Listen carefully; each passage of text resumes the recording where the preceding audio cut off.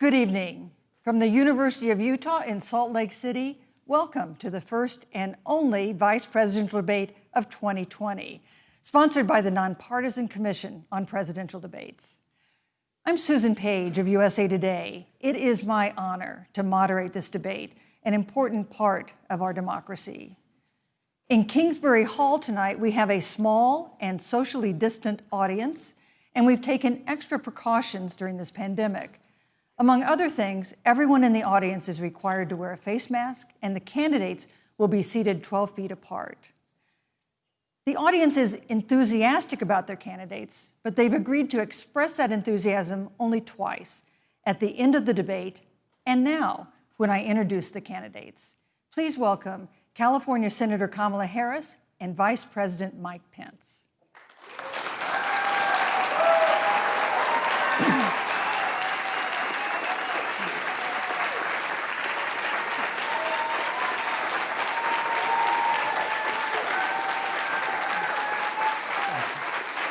Thank you.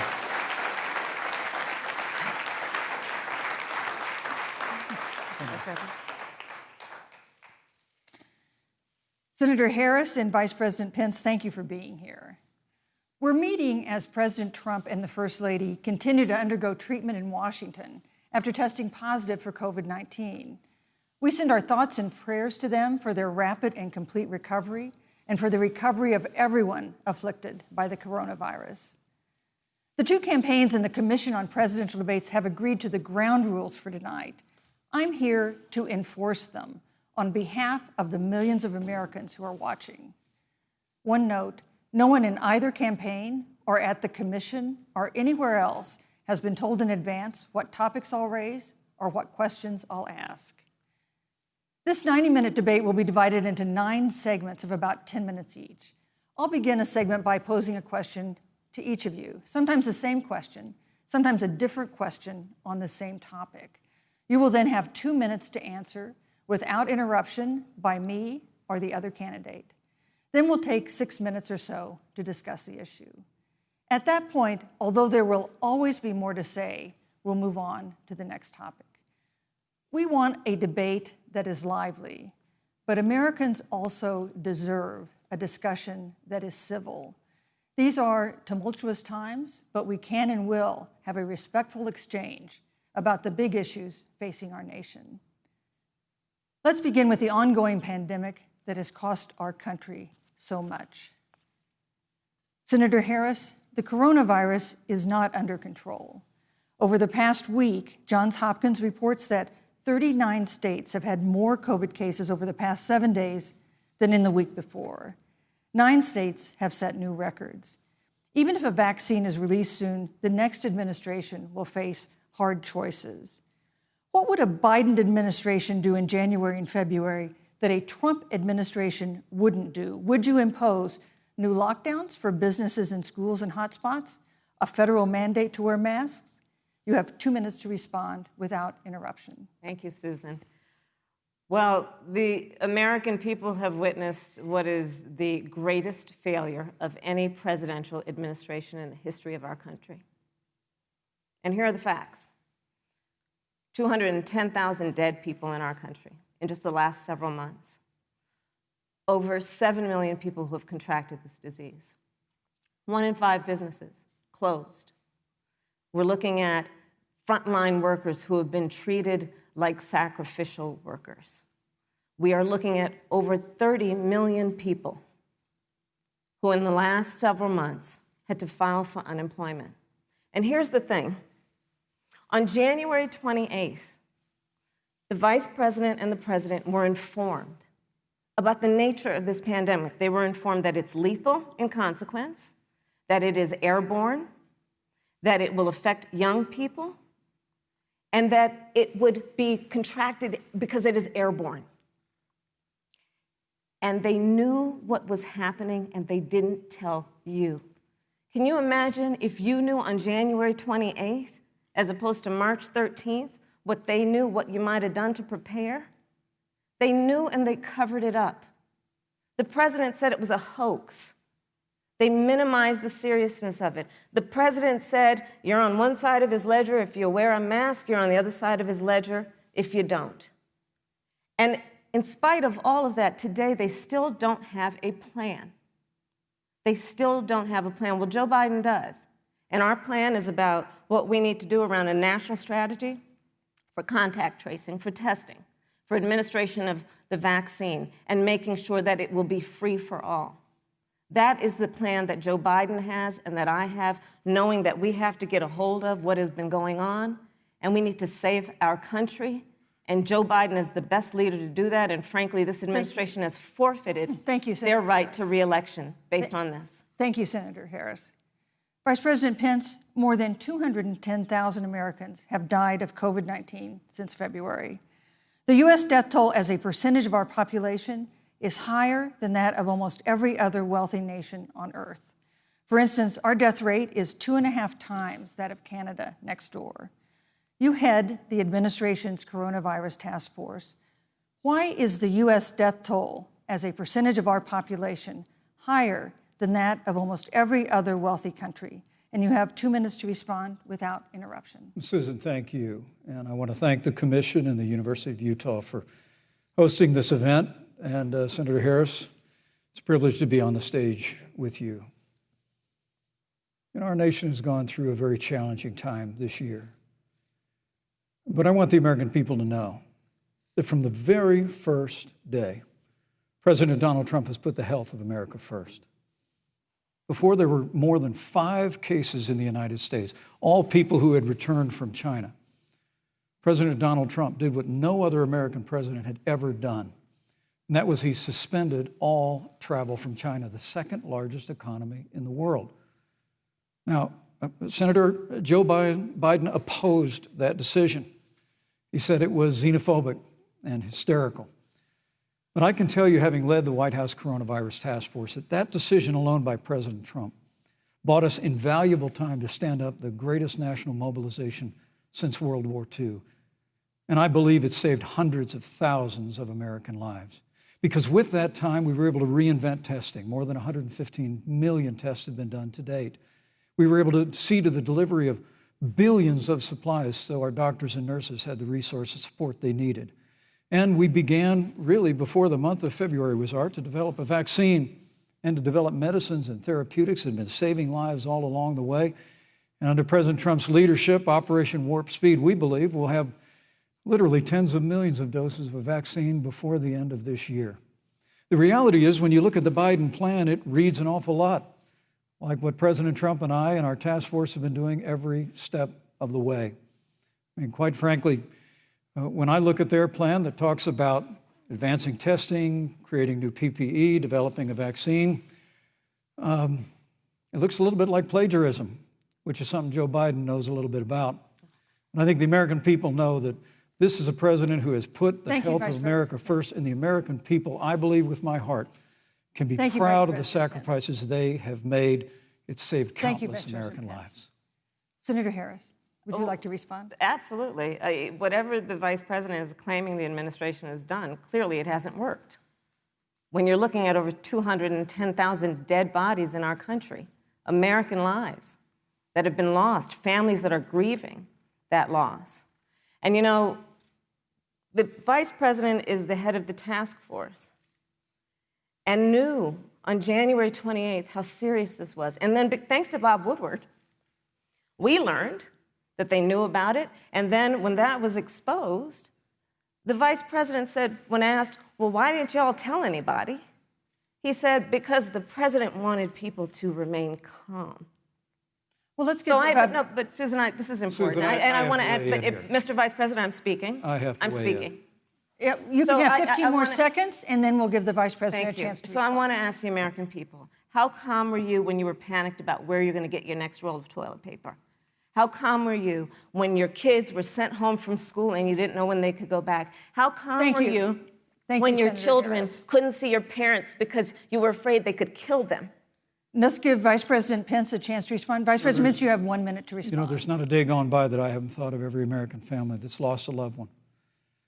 And I want all of you to know that you'll always be in our hearts and in our prayers. But when you say what the American people have done over these last 8 months hasn't worked, that's a great disservice to the sacrifices the American people have made. I'm referring The to reality, the if I may finish, Senator, the reality is Dr. Fauci said everything that he told the president in the Oval Office, the president told the American people. Now, President Trump, I will tell you, has boundless confidence in the American people, and he always spoke with confidence that we'd get through this together. But when you say it hasn't worked, when Dr. Fauci and Dr. Birx and our medical experts came to us in the second week of March, they said if the president didn't take the unprecedented step of shutting down roughly half of the American economy, that we could lose 2.2 million Americans. Now, that's the reality. Thank you. They also Thank you, said Vice to us, if we President did Pence. everything right, Susan, we could still lose more than 200,000 Americans. Vice Now, President one Pence. life lost is Thank too you. many, Susan.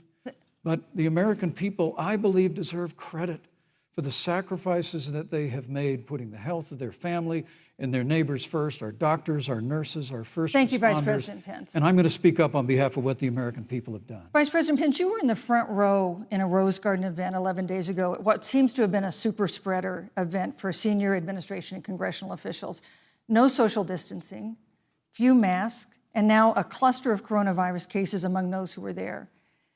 How can you expect Americans to follow the administration's safety guidelines to protect themselves from COVID when you at the White House have not been doing so? Well, the American people have demonstrated over the last 8 months that when given the facts, they're willing to put the health of their families and their neighbors and people they don't even know first. And President Trump and I have great confidence in the American people and their ability to take that information and put it into practice.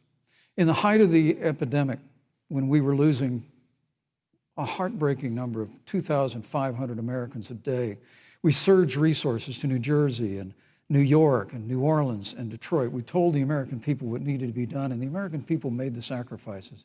When the outbreak in the Sun Belt happened this summer, again, Americans stepped forward.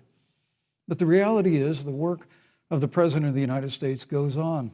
A vacancy on the Supreme Court of the United States has come upon us, and the President introduced Judge Amy Coney Barrett. Thank you. Thank you, Vice But President Pence. that, if I may say, that Rose Garden event, there's been a great deal of speculation about it. My wife Karen and I were there and honored to be there. Many of the people who were at that event, Susan, actually were tested for coronavirus, and it was an outdoor event, which all of our scientists regularly and routinely advise. The difference here is President Trump and I trust the American people to make choices in the best interest of their health. Joe Biden and Kamala Harris consistently talk about mandates, and not just mandates with the coronavirus, but a government takeover of health care, Thank you, the Vice Green New President Pence. Deal, all government control. We're about freedom and respecting the freedom of the American people. Let's talk about respecting the American people. You respect the American people when you tell them the truth. You respect the American people when you have the courage Which we've to be a always leader done. speaking of those things that you may not want people to hear, but they need to hear so they can protect themselves. But this administration stood on information that if you had as a parent, if you had as a worker knowing you didn't have enough money saved up, and now you're standing in a food line because of the ineptitude of an administration that was unwilling to speak the truth to the American people. So let's talk about caring about the American people. The American people have had to sacrifice far too much because of the incompetence of this administration. It is asking too much of the people. Susan, we talked No, about Vice It is President asking Pence. too much of the people. That they would not be equipped with the information they need to help themselves to protect Susan, their the parents President- and No, their I'm children. sorry. Kamala Harris, Senator Harris, I'm sorry. It's I fine, meant to I'm say- Kamala. No, you're Senator Harris to me. For life to get back to normal, Dr. Anthony Fauci and other experts say that most of the people who can be vaccinated need to be vaccinated. But half of Americans now say they wouldn't take a vaccine if it was released now. If the Trump administration approves a vaccine before or after the election, should Americans take it, and would you take it? If the public health professionals, if Dr. Fauci, if the doctors tell us that we should take it, I'll be the first in line to take it, absolutely. But if Donald Trump tells us that we should take it, I'm not taking it. Vice President Pence, there have been a lot of repercussions from this pandemic. In recent days, the president's diagnosis of COVID-19 has underscored the importance of the job that you hold and that you are seeking. That's our second topic tonight. It's the role of the vice president. One of you will make history on January 20th. You will be the vice president to the oldest president the United States has ever had. Donald Trump will be 74 years old on Inauguration Day. Joe Biden will be 78 years old. That already has raised concerns among some voters, concerns that have been sharpened by President Trump's hospitalization in recent days. Vice President Pence, have you had a conversation or reached an agreement with President Trump about safeguards or procedures when it comes to the issue of presidential disability? And if not, do you think you should? You have 2 minutes without interruption. Well, Susan, thank you, although I would like to go back. I think we need to move on to the issue of thank you, but I would like to go back because the reality is that we're going to have a vaccine, Senator, in record time, in unheard of time, in less than a year. We have 5 companies in phase 3 clinical trials, and we're right now producing tens of millions of doses. So the fact that you continue to undermine public confidence in a vaccine, if the vaccine emerges during the Trump administration, I think is unconscionable. And Senator, I just ask you, stop playing politics with people's lives. The reality is that we will have a vaccine, we believe, before the end of this year.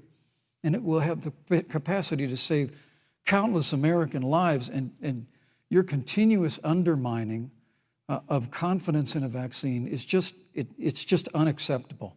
And let me also say, you know, the reality is when you talk about failure in this administration, we actually do know what failure looks like in a pandemic. It was 2009. The swine flu arrived in the United States.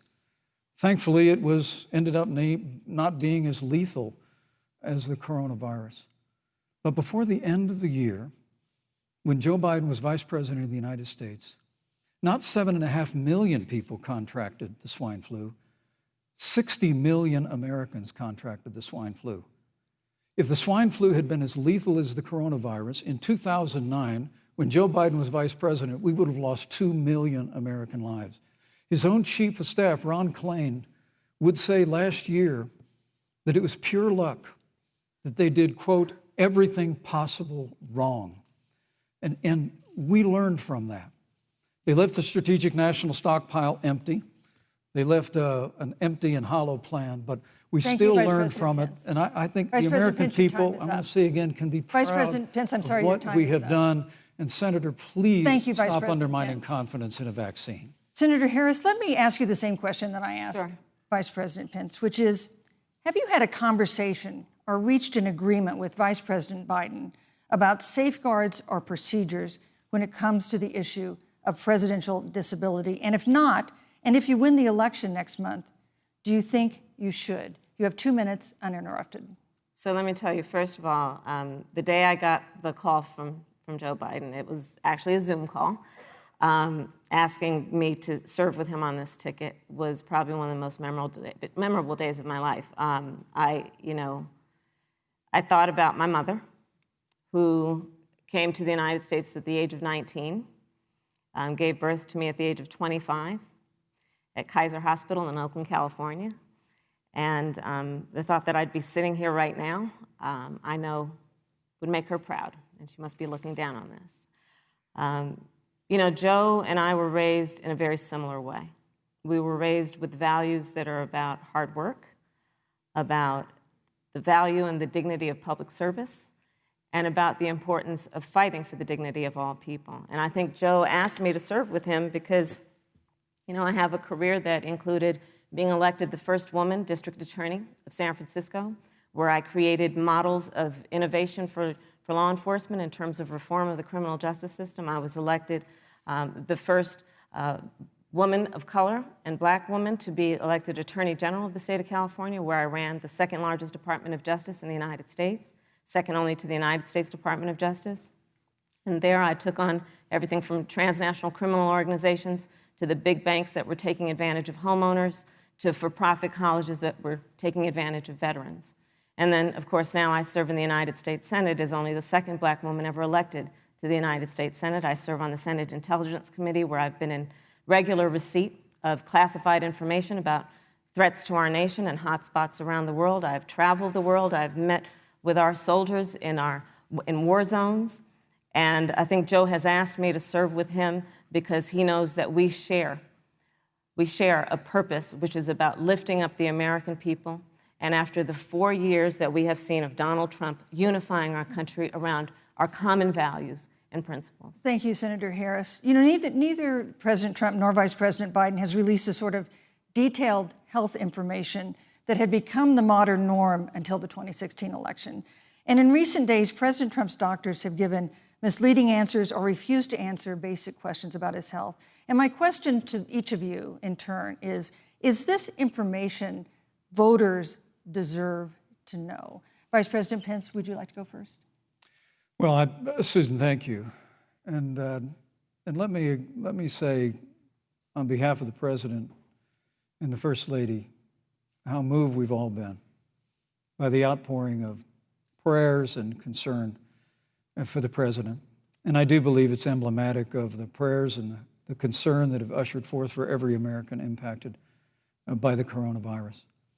But the care the President received at Walter Reed Hospital, the White House doctors, was exceptional. And the transparency that they practiced all along the way will continue. The American people have a right to know about the health and well-being of their president, and will continue to do that. But I'm just extremely grateful and was more than a little moved by the broad and bipartisan support. And Senator, I want to thank you and Joe Biden for your expressions of genuine concern. And I also want to congratulate you, as I did on that phone call, on the historic nature of your nomination. Thank you. I never expected to be on this stage 4 years ago, so I know the feeling. But the reality is we've got an election before the American people in the midst of this challenging year. And the stakes have never been higher, but I think the choice has never been clearer. I want to give Senator Harris a chance to respond to the same question I asked, which is, do voters have a right to know more detailed health information about presidential candidates and especially about presidents, especially when they're facing some kind of challenge? Absolutely, and that's why Joe Biden has been so incredibly transparent, and certainly by contrast, the president has not, both in terms of health records, but also let's look at taxes. We now know, because of great investigative journalism, that Donald Trump paid $750 in taxes. When I first heard about it, I literally said, "You mean $750,000? And it was like, no, $750. We now know Donald Trump owes and is in debt for $400 million. And just so everyone is clear, when we say in debt, it means you owe money to somebody. And it'd be really good to know who the President of the United States, the Commander-in-Chief, owes money to, because the American people have a right to know what is influencing the President's decisions. And is he making those decisions on the best interest of the American people, of you, or self-interest? So, Susan, I'm glad you asked about transparency, because it has to be across the board. Joe has been incredibly transparent over many, many years. The one thing we all know about Joe, he puts it all out there. He is honest, he is forthright. But Donald Trump, on the other hand, has been about covering up everything. Thank you, Senator Harris. I want to give you a chance to respond, Vice President. Well, look, I respect the fact that Joe Biden spent 47 years in public life. I respect your public service as well. Thank you. But the American people have a president who's a businessman, he's a job creator, who's paid tens of millions of dollars in taxes, payroll taxes, property taxes. He's created tens of thousands of American jobs.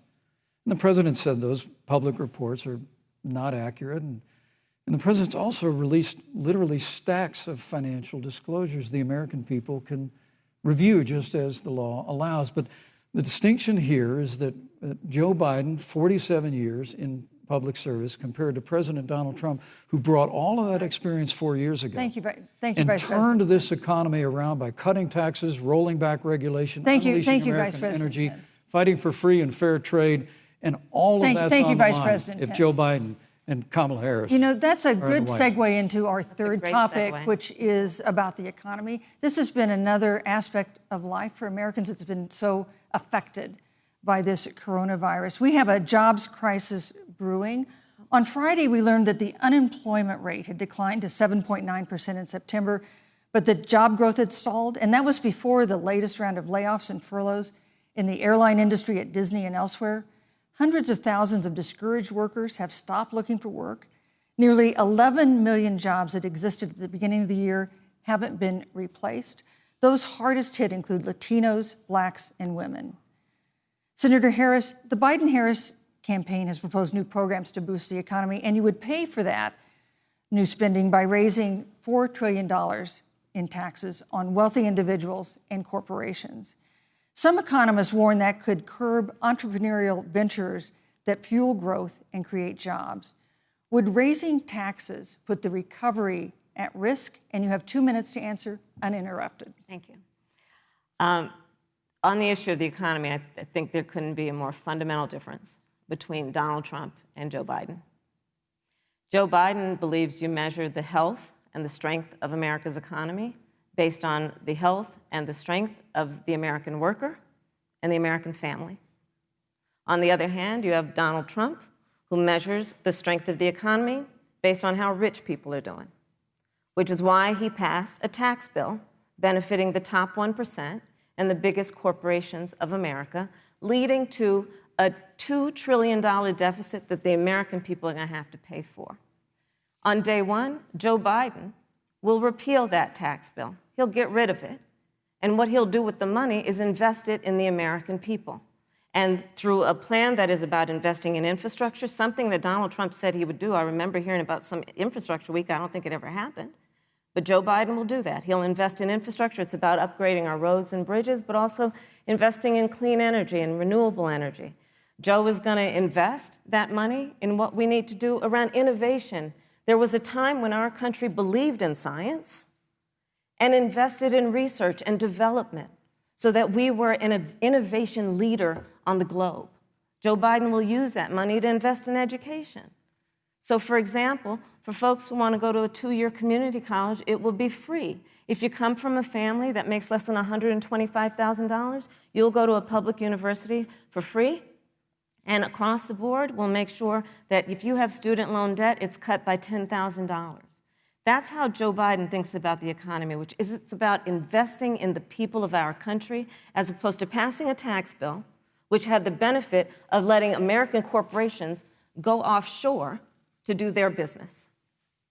Thank you, You're Senator welcome. Harris. Vice President Pence, your administration has been predicting a rapid and robust recovery, but the latest economic report suggests that's not happening.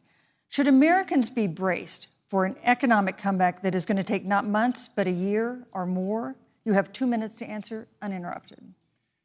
When President Trump and I took office, America had gone through the slowest economic recovery since the Great Depression.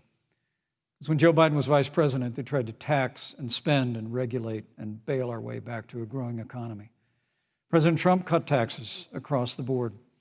Despite what Senator Harris says, the average American family of 4 had $2,000 in savings in taxes. And with the rise in wages that occurred, most predominantly for blue-collar, hardworking Americans, the average household income for a family of 4 increased by $4,000 following President Trump's tax cuts. But America, you just heard Senator Harris tell you, on day one, Joe Biden's going to raise your taxes. It's really remarkable to think, Susan. I mean, right after a time where we're going through a pandemic that lost 22 million jobs at the height, we've already added back 11.6 million jobs because we had a president who cut taxes, rolled back regulation, unleashed American energy, fought for free and fair trade, and secured $4 trillion from the Congress of the United States to give direct payments to families, saved 50 million jobs through the Paycheck Protection Program. We literally have spared no expense to help the American people and the American worker through this. Joe Biden and Kamala Harris want to raise taxes. They want to bury our economy under a $2 trillion Green New Deal, which you were one of the original co-sponsors of in the United States Senate. They want to abolish fossil fuels and ban fracking, which would cost hundreds of thousands of American jobs all across the heartland.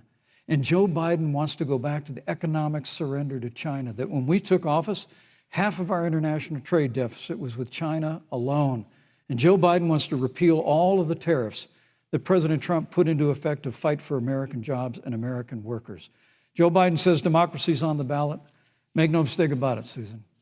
The American economy, the American comeback is on the ballot with 4 more years of growth and opportunity, 4 more years of President Donald Trump. 2021 is going to be the biggest economic year in the history of this country. Thank you, Vice President Pence. Senator Harris. Well, I mean, I thought we saw enough of it in last week's debate, but I think this is supposed to be a debate based on fact and truth. And the truth and the fact is Joe Biden has been very clear.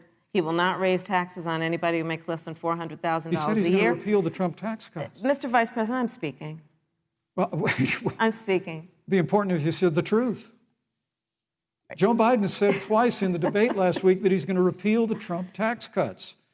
That was tax cuts that gave the average working family $2,000 in a tax break every single year. Senator, that is absolutely not true. Is he only going to repeal part of the Trump tax cuts? If you don't mind letting me finish, we can then have a conversation, okay? Please. Okay. Joe Biden will not raise taxes on anyone who makes less than $400,000 a year. He has been very clear about that. Joe Biden will not end fracking. He has been very clear about that. Joe Biden is the one who, during the Great Recession, was responsible for the Recovery Act that brought America back. And now the Trump-Pence administration wants to take credit when they rode the coattails of Joe Biden's success for the economy that they had at the beginning of their term. Of course, now the economy is a complete disaster. But Joe Biden, on the one hand, did that. On the other hand, you have Donald Trump, who has reigned over a recession that is being compared to the Great Depression. On the one hand, you have Joe Biden, who was responsible with President Barack Obama for the Affordable Care Act, which brought health care to over 20 million Americans and protected people with pre-existing conditions. And what it also did is it saved those families who otherwise were going bankrupt because of hospital bills they could not afford. On the other hand, you have Donald Trump, who's in court right now, trying to get rid of the Affordable Care Act, which means that you will lose protections if you have pre-existing conditions. And this is very important, Susan. Yes, and it's but important. We need to give Vice President. He interrupted me, and I'd like to just finish, please. If you have a pre-existing condition, heart disease, diabetes, breast cancer, they're coming for you. If you love someone who has a pre-existing condition, they're coming for you. If you are under the age of 26 on your parents' coverage, they're coming for you. Senator Harris, thank you. You're welcome. Let me give you a chance to respond. Well, I hope we have a chance to talk about health care because Obamacare was a disaster. The American people remember it well. And President Trump and I have a plan to improve health care and to protect pre-existing conditions for every American. But look, Senator Harris, you're entitled to your own opinion, but you're not entitled to your own facts. You yourself said on multiple occasions when you were running for president that you would ban fracking. Joe Biden looked at a supporter in the eye and pointed and said, I guarantee that we will abolish fossil fuels. They have a $2 trillion version of the Green New Deal, Susan, that your newspaper, USA Today, said really wasn't that very different from the original Green New Deal. More taxes, more regulation, banning fracking, abolishing fossil fuel, crushing American energy, and economic surrender to China is a prescription for economic decline. President Trump and I will keep America growing. The V-shaped recovery that's underway right now will continue with 4 more years of President Donald Trump in the White House. Thank you very, very much, Vice President Pence. Once again, you've provided the perfect segue to a new topic, which is climate change. And Vice President Pence, I'd like to pose the first question to you. This year, we've seen record-setting hurricanes in the South. Another one, Hurricane Delta, is now threatening the Gulf. And we have seen record-setting wildfires in the West. Do you believe, as the scientific community has concluded, that man-made climate change has made wildfires bigger, hotter, and more deadly, and have made hurricanes wetter, slower, and more damaging? You have 2 minutes uninterrupted. Thank you, Susan. Well, first, I'm very proud of our record on the environment and on conservation. According to all of the best estimates, our air and land are cleaner than any time ever recorded. Our water is among the cleanest in the world. And just a little while ago, the president signed the Outdoors Act. It's the largest investment in our public lands and public parks in 100 years. So President Trump has made a commitment to conservation and to the environment. Now, with regard to climate change, the climate is changing. But the issue is, what's the cause and what do we do about it? President Trump has made it clear that we're going to continue to listen to the science. Now, Joe Biden and Kamala Harris would put us back in the Paris Climate Accord. They'd impose the Green New Deal, which would crush American energy, would increase the energy costs of American families in their homes, and literally would crush American jobs. And President Trump and I believe that the progress that we have made in a cleaner environment has been happening precisely because we have a strong free market economy. You know, what's remarkable is the United States has reduced CO2 more than the countries that are still in the Paris Climate Accord, but we've done it through innovation, and we've done it through natural gas and fracking, which, Senator, the American people can go look at the record. I know Joe Biden says otherwise now, as you do, but the both of you repeatedly committed to abolishing fossil fuel and banning fracking. And so by creating the kind of American innovation, we're actually steering toward a stronger and better environment. With regard to wildfires, President Trump and I believe that forest management has to be front and center, and even Governor Gavin Newsom from your state has agreed we've got to work on forest management.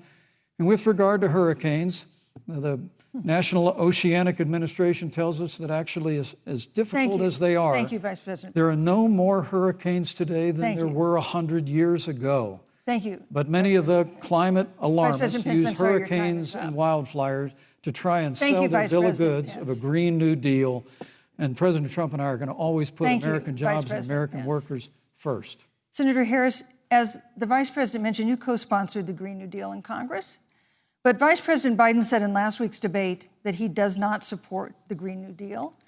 But if you look at the Biden-Harris campaign website, it describes the Green New Deal as a crucial framework. What exactly would be the stance of a Biden-Harris administration toward the Green New Deal? You have 2 minutes uninterrupted. Sure. So first of all, I will repeat, and the American people know, that Joe Biden will not ban fracking. That is a fact. That is a fact. I will repeat that Joe Biden has been very clear that he thinks about growing jobs, which is why he will not increase taxes for anyone who makes less than $400,000 a year. Joe Biden's economic plan, Moody's, which is a reputable Wall Street firm, has said will create 7 million more jobs than Donald Trump's.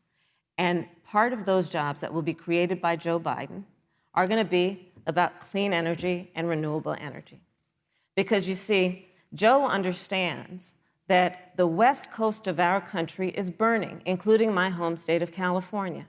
Joe sees what is happening on the Gulf states, which are being battered by storms. Joe has seen and talked with the farmers in Iowa, whose entire crops have been destroyed because of floods. And so Joe believes, again, in science. I'll tell you something, Susan. I served, when I first got to the Senate, on the committee that's responsible for the environment. Do you know this administration took the word science off the website and then took the phrase climate change off the website? We have seen a pattern with this administration, which is they don't believe in science. And Joe's plan is about saying we're going to deal with it, but we're also going to create jobs. Donald Trump, when asked about the wildfires in California, and the question was, the science is telling us this, you know what Donald Trump said? Science doesn't know. So let's talk about who is prepared to lead our country over the course of the next 4 years on what is an existential threat to us as human beings. Joe is about saying we're going to invest that in renewable energy. It's going to be about the creation of millions of jobs. We will achieve net zero emissions by 2050, carbon neutral by 2035. Joe has a plan. This has been a lot of talk from the Trump administration, and really it has been to go backward instead of forward. We will also re-enter the climate agreement with pride. Senator Harris just said that climate change is an existential threat. Vice President Pence, do you believe that climate change poses an existential threat? As I said, Susan, the climate is changing. We'll follow the science.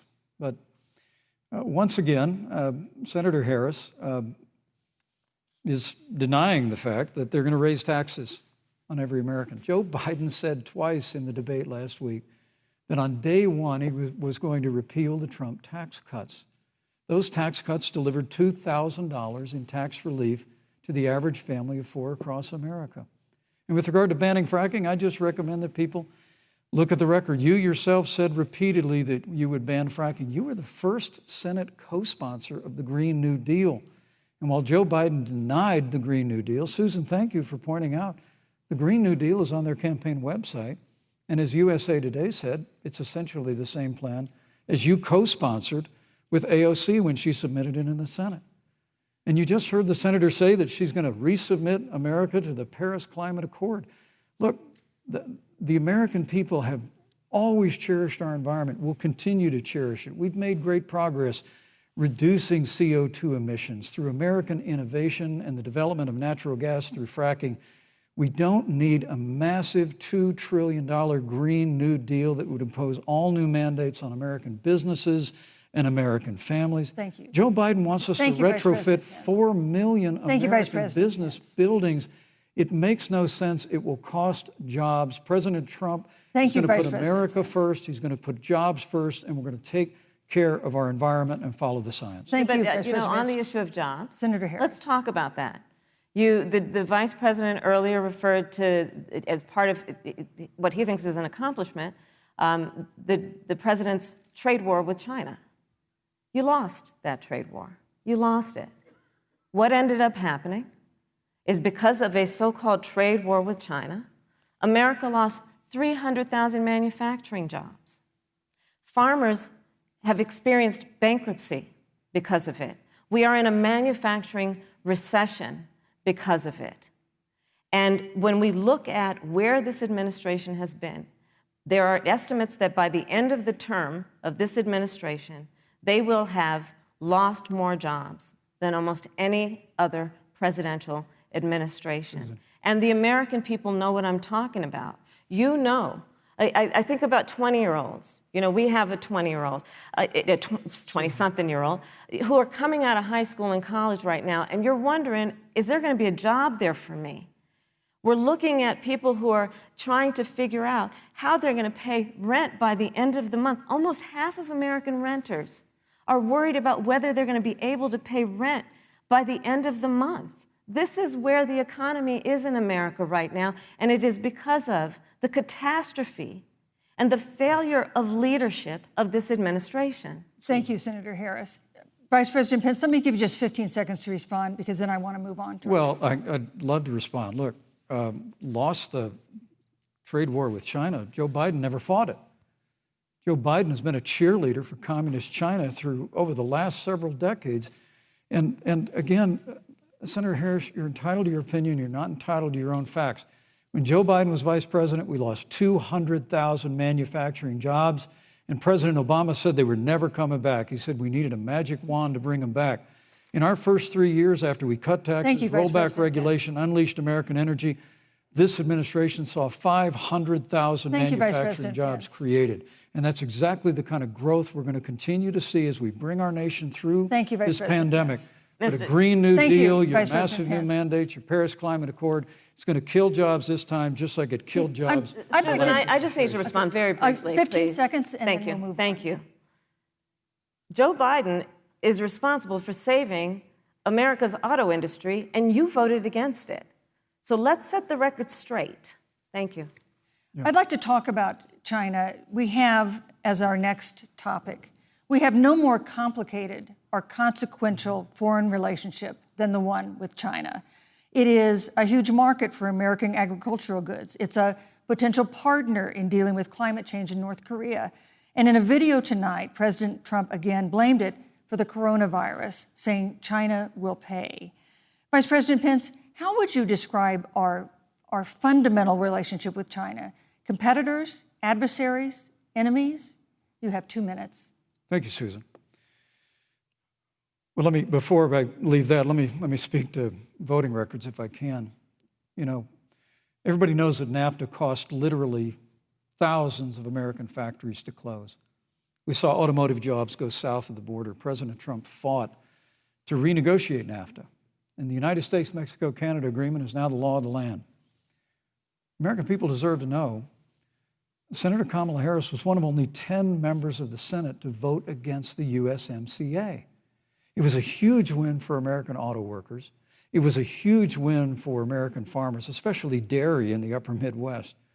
But Senator, you said it didn't go far enough on climate change, that you put your radical environmental agenda ahead of American auto workers and ahead of American jobs. I think the American people deserve to know that. Is probably why Newsweek magazine said that Kamala Harris was the most liberal member of the United States Senate in 2019, more liberal than Bernie Sanders, more liberal than any of the others in the United States Senate. So now, with regard to China, look, Susan, first and foremost, China is to blame for the coronavirus.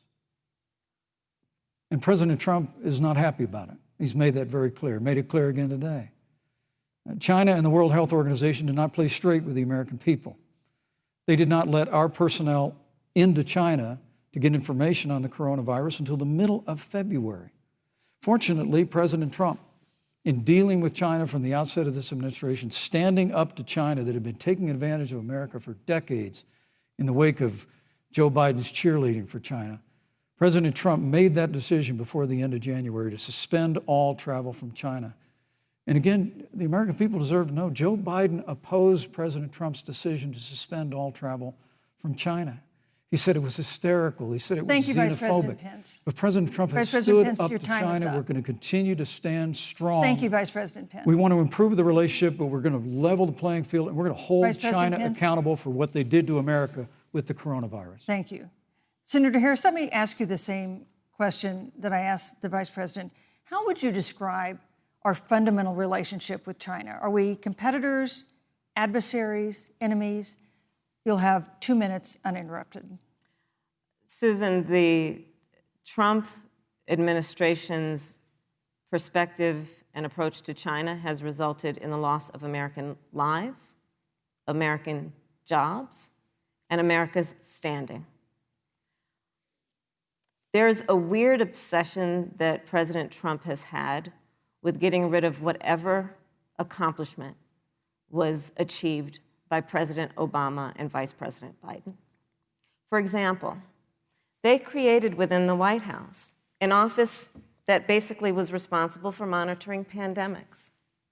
They got rid of it.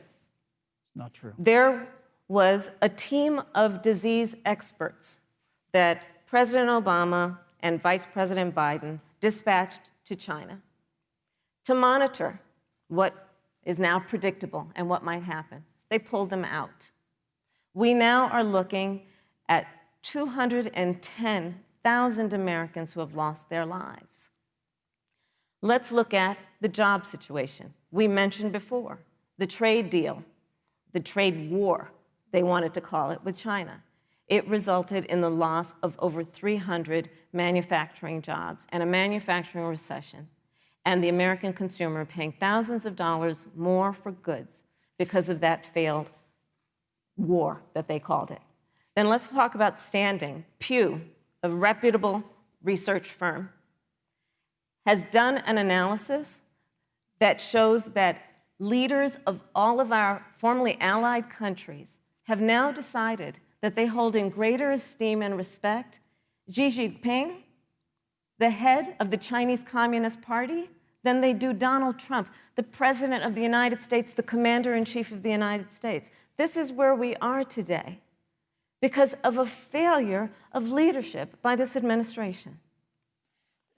Senator Harris, we've seen changes in the role of the United States in terms of global leadership over the past 4 years. And of course, times do change. What's your definition? We've seen strains with China, of course, as the Vice President mentioned. We've seen strains with our traditional allies in NATO and elsewhere. What is your definition of the role of American leadership in 2020? So, Joe is, I love talking with Joe about a lot of these issues. And, Joe, I think he said it quite well. He says, foreign policy, it might sound complicated, but really it's relationships. So just think about it as relationships. And so we know this in our personal and professional relationships. You got to keep your word to your friends. You got to be loyal to your friends. People who've stood with you, you got to stand with them. You got to know who your adversaries are and keep them in check.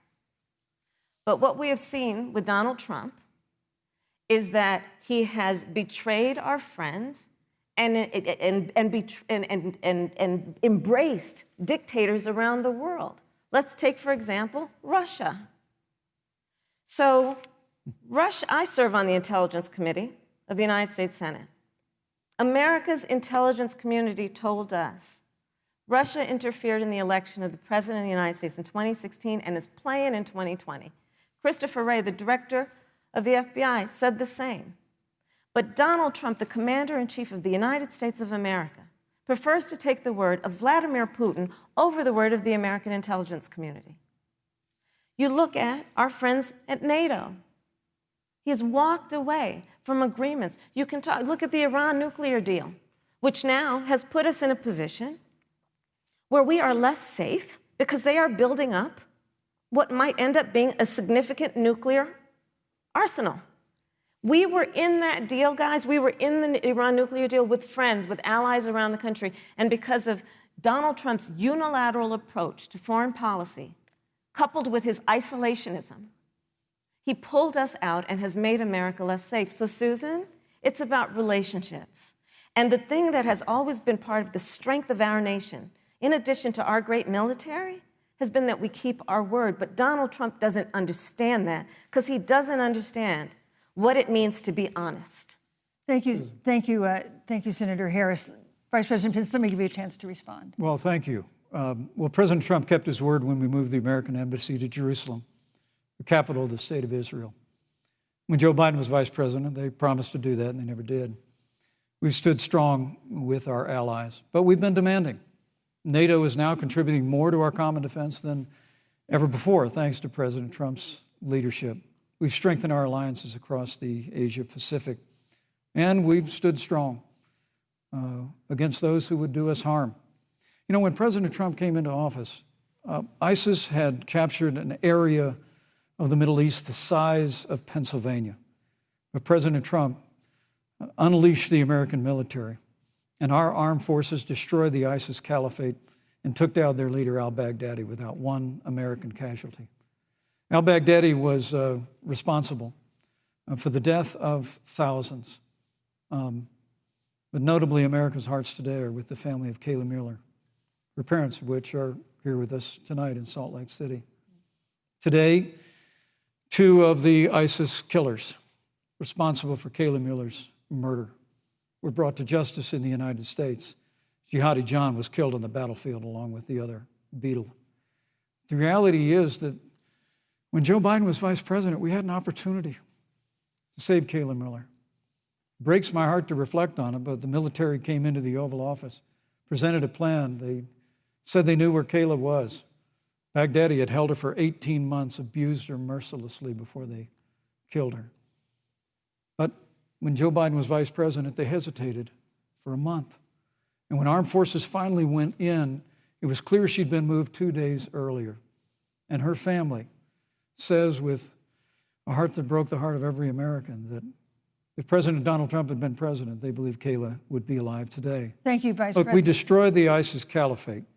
And you talk about re-entering the Iran nuclear deal. I mean, the last administration transferred $1.8 billion to the leading state sponsor of terrorism. Pence. President Donald Trump got us out of the deal. Thank you, Vice President Pence. And when Qasem Soleimani was traveling to Baghdad to do harm to Americans, President Donald Trump took him Vice out. President Pence. And America is safer, our allies are safer, and the American people know President Donald Trump will never Thank you, Vice President take Pence. action. I would like to give Senator Harris a chance to respond, but not at such great length because, of course, there are other topics we want to talk about. But I would like equal time. Yes. Thank you. Please go ahead. First of all, to the Mueller family, I know about your daughter's case, and I'm so sorry. I'm so sorry. What happened to her is awful, and it should have never happened. And I know Joe feels the same way. And I know that President Obama feels the same way.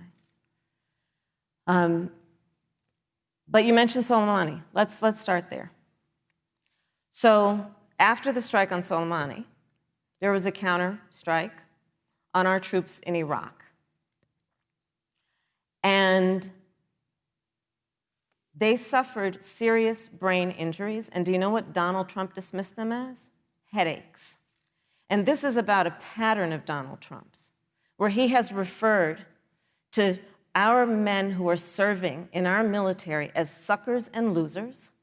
Donald Trump, who went to Arlington Cemetery and stood above the graves of our fallen heroes and said, what's in it for them? Because, of course, he only thinks about what's in it for him. Let's take what he said about John McCain, a great American hero. And Donald Trump says he doesn't deserve to be called a hero because he was a prisoner of war. And this is very important when you want to talk about who is the current commander-in-chief and what they care about and what they don't care about. Public reporting that Russia had bounties on the heads of American soldiers. And you know what a bounty is? It's somebody puts a price on your head and they will pay it if you are killed. And Donald Trump had talked at least 6 times to Vladimir Putin and never brought up the subject. Joe Biden would never do that. Thank you. Joe Biden would, but Joe Biden would hold Russia to account for any threat to our nation's security or to our troops who are sacrificing their lives for the sake of our democracy and our safety. Thank you, Senator Harris. This is such an important issue, but we have other important issues as well. And Susan, I want to make sure we have a chance I really have talk to respond to that. Look, she has 15 seconds because well, I got to have trying more to than keep, that. Look, well, I'm sorry, but Vice President Pence, you've had more time than she's had so far. The slanders against President Donald Trump regarding men and women of our armed forces are absurd. I'm sorry, Vice President Pence. My son is a captain in the United States Marine Corps. My son-in-law is deployed in the United States Navy. I can assure all of you, with sons and daughters serving in our military, President Donald Trump not only respects but reveres all of those who serve in our armed forces, and any suggestion otherwise is ridiculous. Thank you, Vice President Pence. The American people deserve, Susan, the American people deserve to know. Vice President Pence, I did not, excuse me, Susan, I did not create the rules for tonight. Joe Biden. Your campaigns agreed to the rules for tonight's debate with the Commission on Presidential Debates. I'm here to enforce them, which involves moving from one topic to another, giving roughly equal time to both of you, which is what I'm trying very hard to do. Go right ahead. So I want to go ahead and move to the next topic, which is an important one, as the last topic was, and that is the Supreme Court. On Monday, the Senate Judiciary Committee is scheduled to open hearings on Amy Coney Barrett's nomination to the Supreme Court. Senator Harris, you'll be there as a member of the committee. Yes. Her confirmation would cement the court's conservative majority and make it likely open to more abortion restrictions, even to overturning the landmark Roe v. Wade ruling. Access to abortion would then be up to the states. Vice President Pence, you're the former governor of Indiana. If Roe v. Wade is overturned, what would you want Indiana to do? Would you want your home state to ban all abortions? You have 2 minutes, uninterrupted. Well, thank you for the question, but I'll use a little bit of my time to respond to that very important issue before. The American people deserve to know Qasem Soleimani, the Iranian general, was responsible for the death of hundreds of American service members.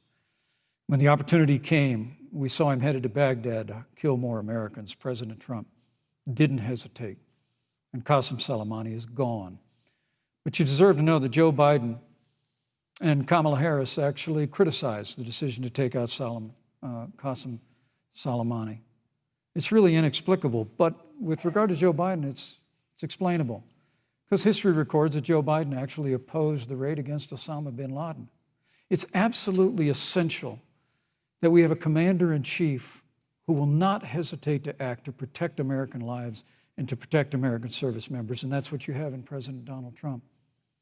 Now, with regard to the Supreme Court of the United States, let me say President Trump and I could not be more enthusiastic about the opportunity to see Judge Amy Coney Barrett become Justice Amy Coney Barrett. She's a brilliant woman, and she will bring a lifetime of experience and a sizable American family to the Supreme Court of the United States. And our hope is, in the hearing next week, unlike Justice Kavanaugh received with treatment from you and others, we hope she gets a fair hearing. And we particularly hope that we don't see the kind of attacks on her Christian faith that we saw before. I mean, the Democrat chairman of the Judiciary Committee before, when Judge Barrett was being confirmed for the Court of Appeals, expressed concern that the dogma of her faith lived loudly in her. Dick Durbin of Illinois said that it was a concern. Senator, I know one of our judicial nominees you actually attacked because they were a member of the Catholic Knights of Columbus, just because the Knights of Columbus holds pro-life views and pro-marriage views. Thank you, Vice President Pence. So Your time my hope is up. that when the hearing takes place, Thank you, Vice President Pence. that Judge Amy Coney Barrett will be respected, Thank you, treated Vice President respectfully, Pence. voted and confirmed Thank to the you. Supreme Court of the United States. Senator Harris, you're the senator from and former Attorney General of California. So let me ask you a parallel question to the one I posed to the Vice President. If Roe v. Wade is overturned, what would you want California to do? Would you want your home state to enact no restrictions on access to abortion? And you have 2 minutes uninterrupted. Thank you, Susan. First of all, Joe Biden and I are both people of faith, and it's insulting to suggest that we would knock anyone for their faith. And in fact, Joe, if elected, will be only the second practicing Catholic as President of the United States. On the issue of this nomination, Joe and I are very clear, as are the majority of the American people.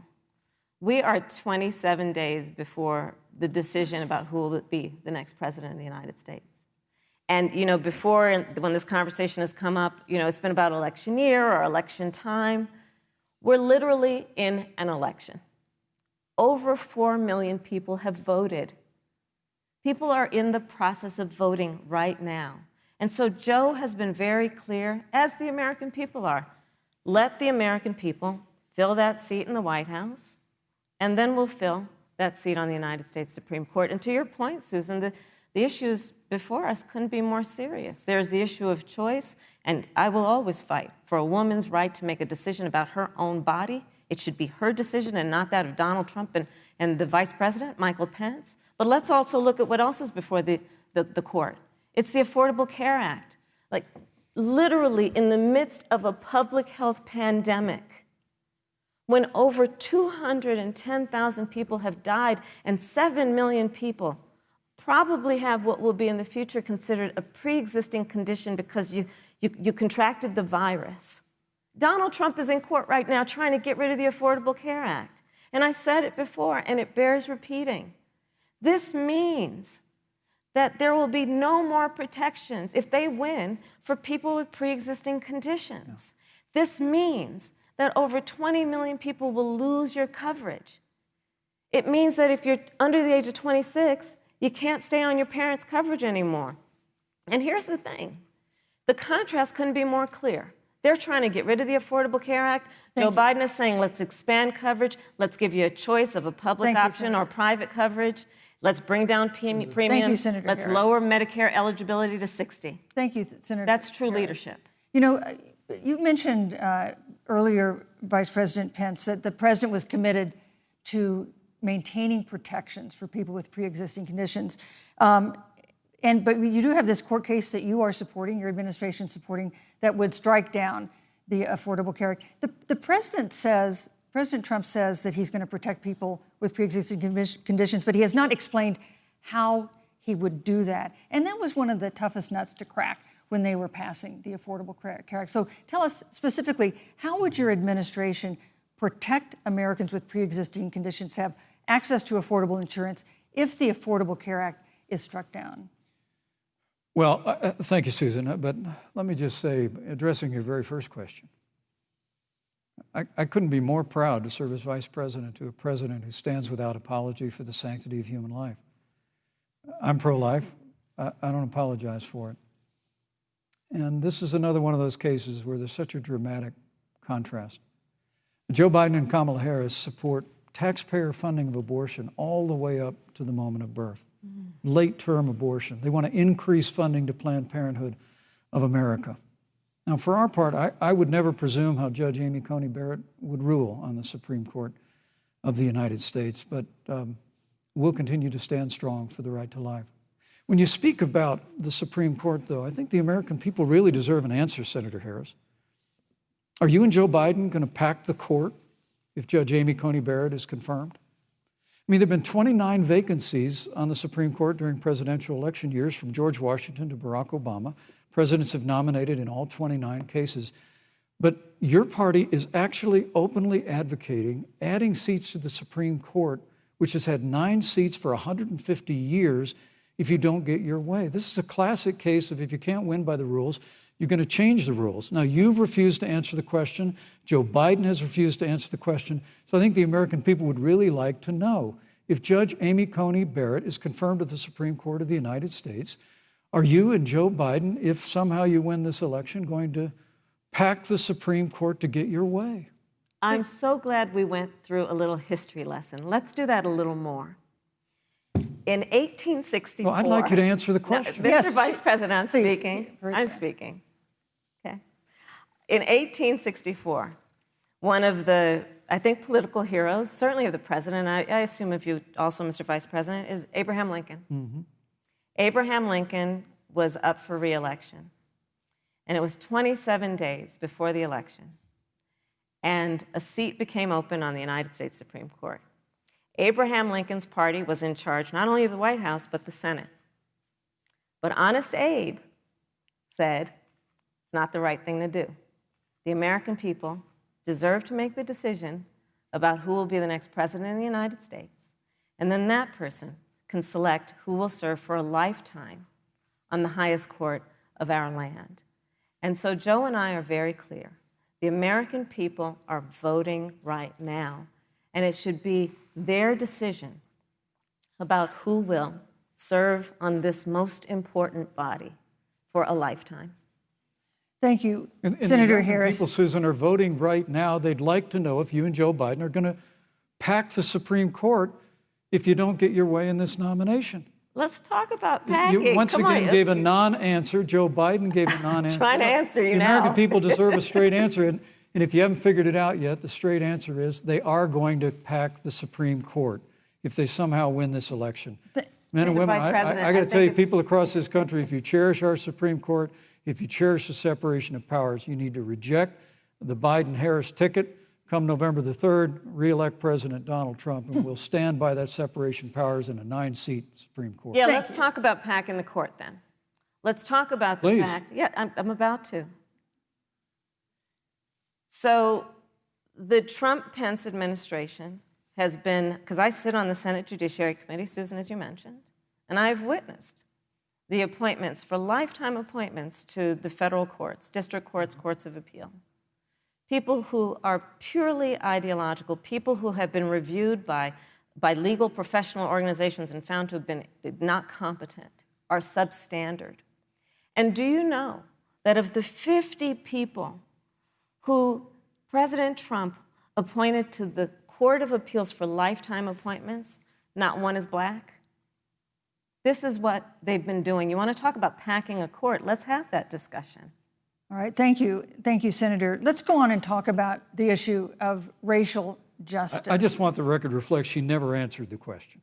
So I think the American people, maybe in the next debate, Joe Biden will answer the question, but I think the American people know the answer. Thank you, Vice President. In March, Breonna Taylor, a 26-year-old emergency room technician in Louisville, was shot and killed after police officers executing a search warrant in a narcotics investigation broke into her apartment. The police said they identified themselves. Taylor's boyfriend said he didn't hear them do that. He used a gun registered to him to fire a shot, which wounded an officer. The officers then fired more than 20 rounds into the apartment. They say they were acting in self-defense. None of them have been indicted in connection with her death. Senator Harris, in the case of Breonna Taylor, was justice done? You have 2 minutes. I don't believe so, and I've talked with Breonna's mother, Tamika Palmer, and her family. And her family deserves justice. She was a beautiful young woman. She had as her life goal to become a nurse, and she wanted to become an EMT to first learn what's going on out on the street so she could then become a nurse and save lives. And her life was taken unjustifiably and tragically and violently. And it brings me to, the 8 minutes and 46 seconds that America witnessed, during which an American man was tortured and killed under the knee of an armed, uniformed police officer. And people around our country of every race, of every age, of every gender, perfect strangers to each other, marched shoulder to shoulder, arm in arm, fighting for us to finally achieve that ideal of equal justice under law. And I was a part of those peaceful protests. And I believe strongly that, first of all, we are never going to condone violence, but we always must fight for the values that we hold dear, including the fight to achieve our ideals. And that's why Joe Biden and I have said on this subject, look, and I'm a former career prosecutor. I know what I'm talking about. Bad cops are bad for good cops. We need reform of our policing in America and our criminal justice system, which is why Joe and I will immediately ban chokeholds and carotid holds. George Floyd would be alive today if we did that. We will require a national registry for police officers who break the law. We will, on the issue of criminal justice reform, get rid of private prisons and cash bail, and we will decriminalize marijuana, and we will expunge the records of those who have been convicted of marijuana. This is a time for leadership on a tragic issue of unarmed Black people in America who have been killed. Thank you, Senator Harris. Vice President Pence, let me pose the same question to you. In the case of Breonna Taylor, was justice done? You have 2 minutes uninterrupted. Well, our heart breaks for the loss of any innocent American life. And the family of Breonna Taylor has our sympathies. But I trust our justice system, a grand jury that refused the evidence. And it really is remarkable that as a former prosecutor, you would assume that an impaneled grand jury looking at all the evidence got it wrong. But you're entitled to your opinion, Senator. I think, look, and with regard to George Floyd, there's no excuse for what happened to George Floyd. And justice will be served. But there's also no excuse for the rioting and looting that followed. I mean, it really is astonishing. Flora Westbrook is with us here tonight in Salt Lake City. Just a few weeks ago, I stood at what used to be her salon. It was burned to the ground by rioters and looters. And Flora is still trying to put her life back together. And I must tell you, this presumption that you hear consistently from Joe Biden and Kamala Harris, that America is systemically racist, and that, as Joe Biden said, that he believes that law enforcement has an implicit bias against minorities, is a great insult to the men and women who serve in law enforcement. And I want everyone to know who puts on the uniform of law enforcement every day that President Trump and I stand with you. And it is remarkable that when Senator Tim Scott tried to pass a police reform bill, brought together a group of Republicans and Democrats, Senator Harris, you got up and walked out of the room. And then you filibustered Senator Tim Scott's bill on the Senate floor that would have provided new accountability, new resources.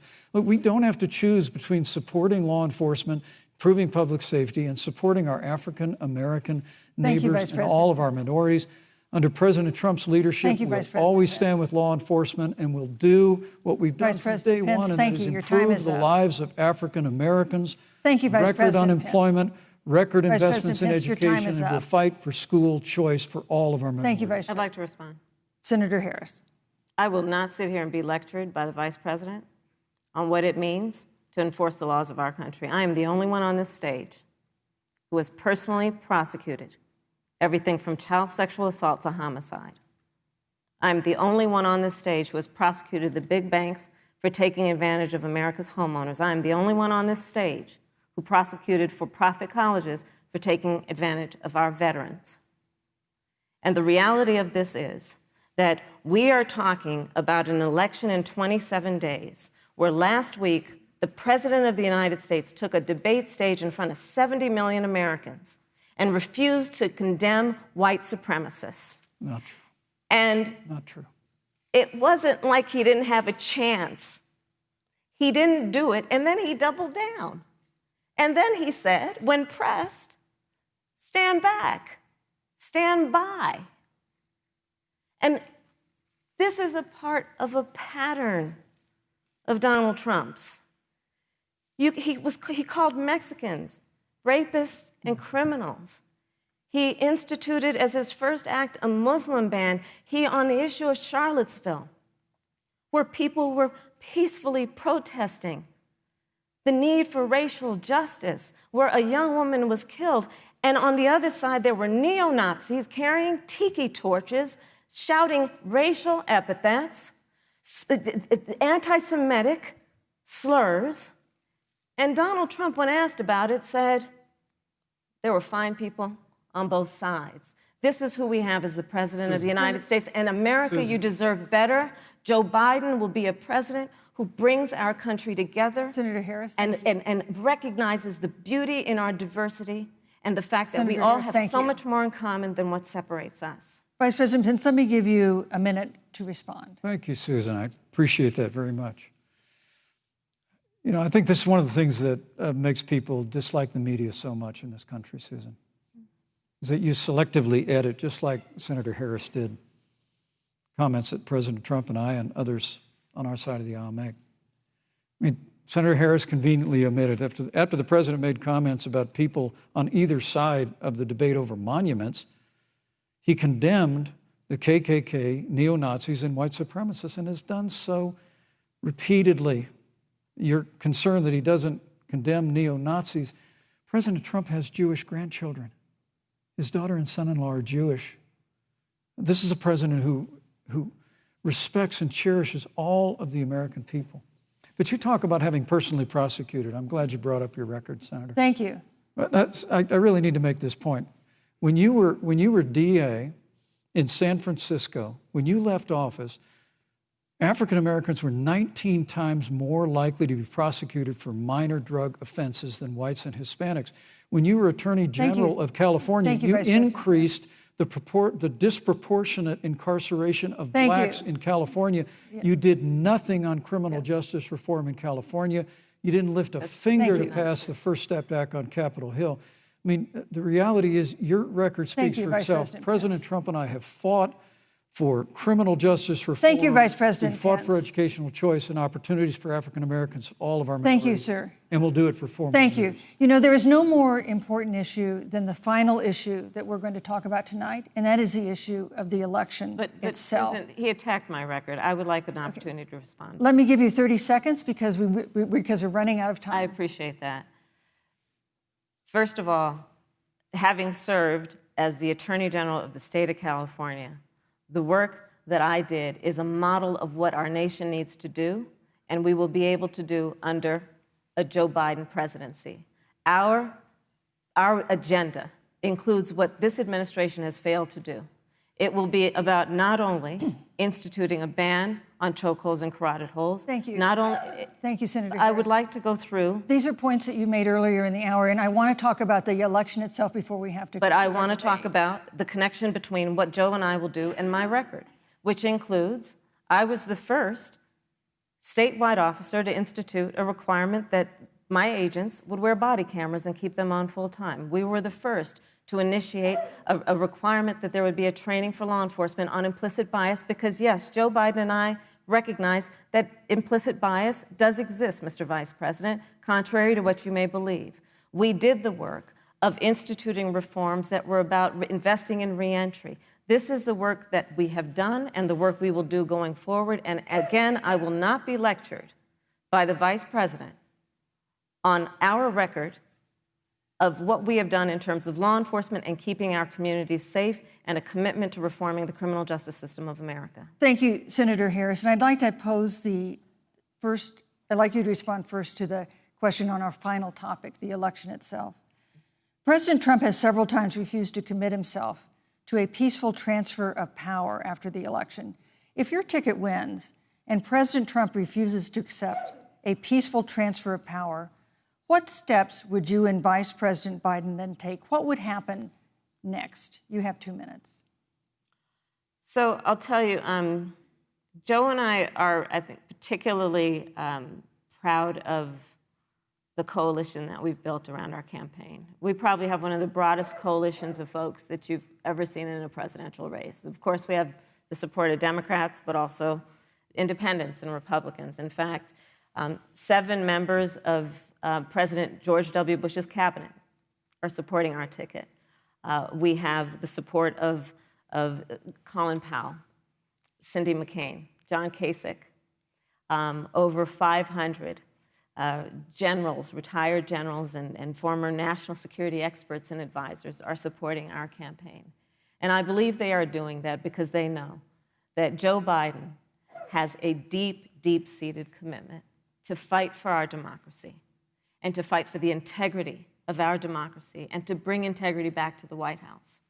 And so we believe in the American people. We believe in our democracy. And here's what I'd like to say to everybody.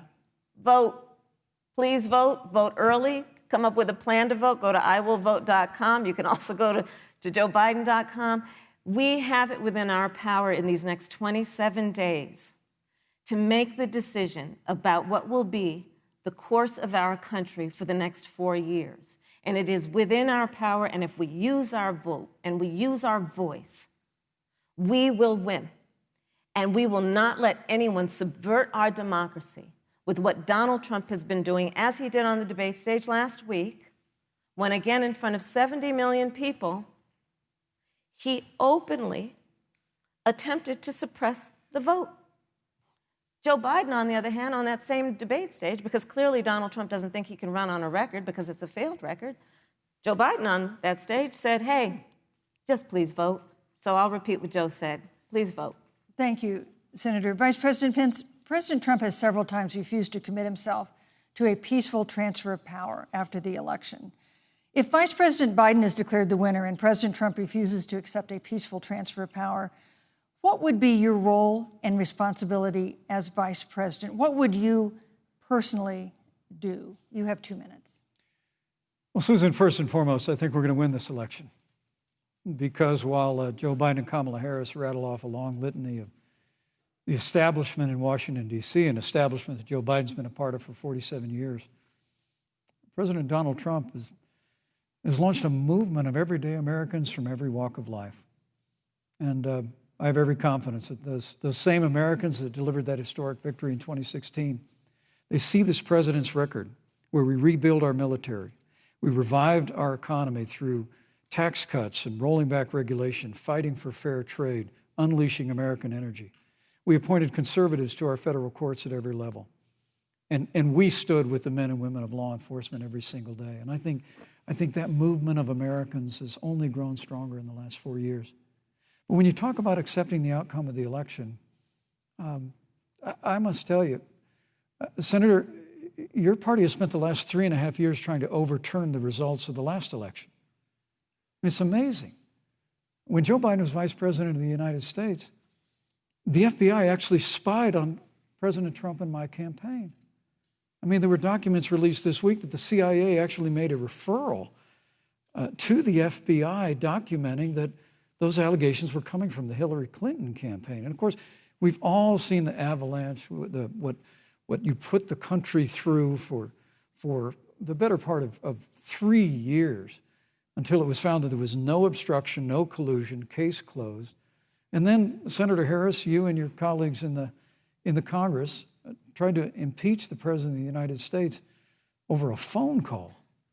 And now Hillary Clinton has actually said to Joe Biden that in her words, under no circumstances should he concede the election. So let me just say, I think we're going to win this election.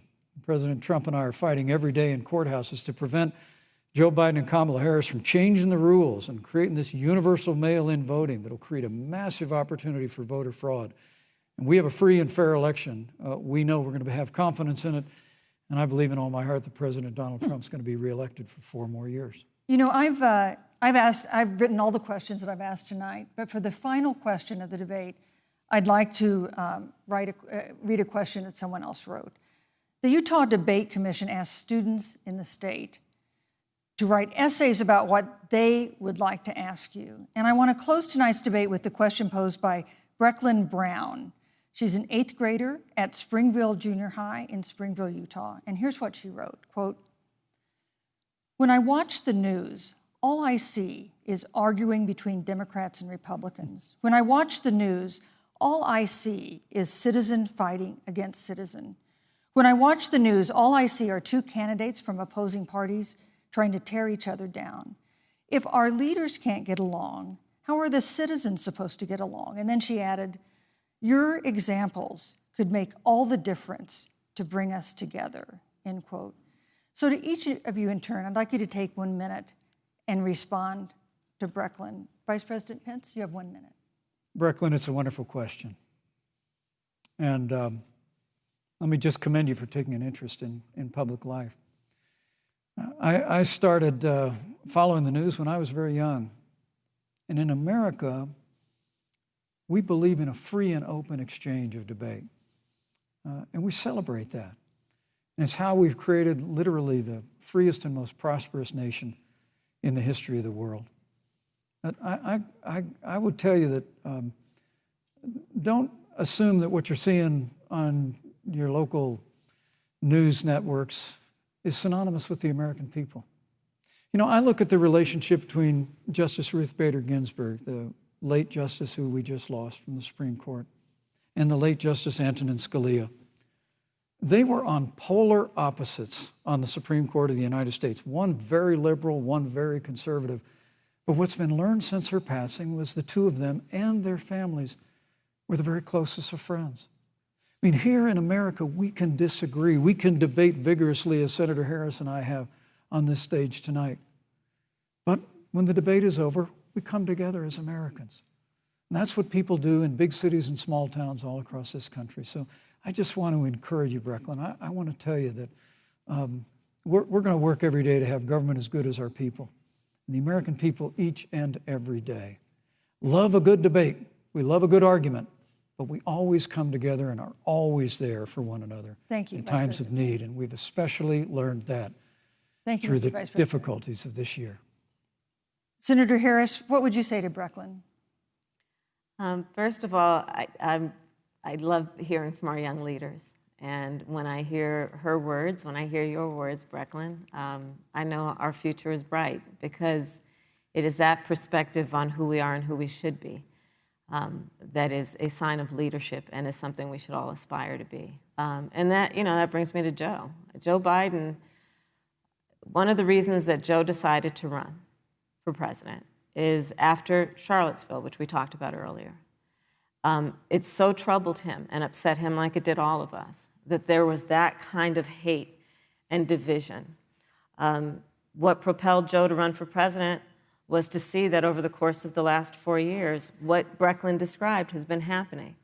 Joe has a long-standing reputation of working across the aisle and working in a bipartisan way. And that's what he's going to do as president. Joe Biden has a history of lifting people up and fighting for their dignity. You have to know Joe's story to know that Joe has known pain, he has known suffering, and he has known love. And so, Brecklin, when you think about the future, I do believe the future is bright.